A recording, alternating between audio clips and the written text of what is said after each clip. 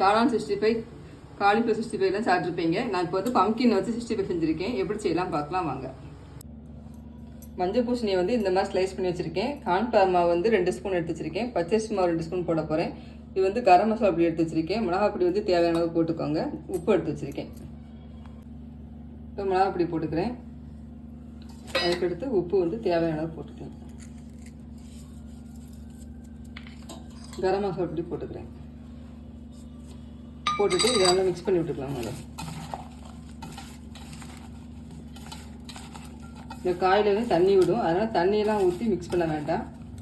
பொடியிலே மிளகா பொடி உப்பு இது மட்டும் போட்டு அதுக்கடுத்து கார்ன்ஃப்ளவர் மாவு வந்து 2 ஸ்பூன் எடுத்து வச்சுக்கணும். அதை போட்டுக்கிறேன். 2 ஸ்பூன் வந்து பச்சரிசி மாவு போடுறேன். மிக்ஸ் பண்ணிக்கிறேன். 2 ஸ்பூன் எண்ணெய் வந்து சூடு பண்ணி வச்சுருந்தேன், அதை ஊற்றிக்கிறேன். இப்போ இந்த அளவுக்கு நல்லா மிக்ஸ் பண்ணி விட்டுட்டேன். இது அரை மணி நேரம் நல்லா ஊறட்டும். தண்ணி எதுவுமே ஊற்றலை. இந்த அளவுக்கு நல்லா ஒன்றோட அந்த மாவு எல்லாமே மிக்ஸ் ஆகிடுச்சு. இப்போ எண்ணெயை காய வச்சுருக்கேன். என் பையன் வந்து ஒவ்வொன்றா போட்டு அதை பொரிக்க போகிறான். ஒன்று ஒன்றா எண்ணெயில் போட்டுக்கலாம்.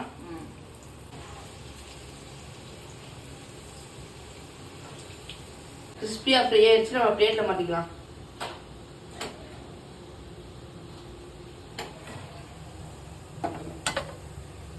பூசணிக்காய் 65 ரெடி ஆயிடுச்சு.